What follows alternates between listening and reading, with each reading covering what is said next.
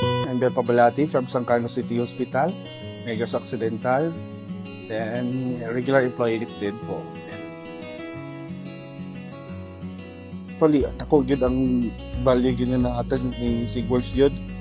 Ka noon, dili man na ito makompare sa ubang organization, wala pa man na ito nakita, pero kung para sa amo lang, dako kay kun siya, kanang dako kay siya impact ba sa hospital kay since nga na si Sigworks sa mo ato nag-increase ang among income ato. Usay gyud si Sigworks nag-help na mo ato nag-increase ang among kuan na to ang income. Di usapon sa pinakadako nga department nga naka-provide og dako og income sa city.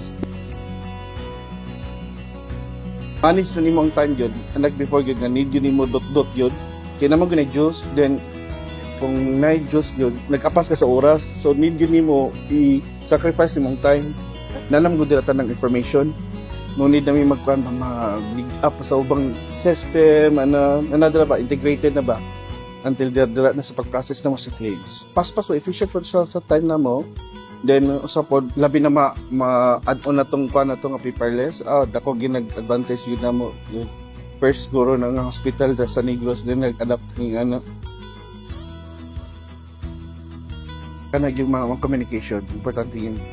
O ang after sales. Ang communication kay always naagi ma'am. Naagi sila ma'am ba, o ba pa mga team, kag-guide na mo, then kung nami plano i-enhance, ipakuha na, ma-adapt din yung nadayon,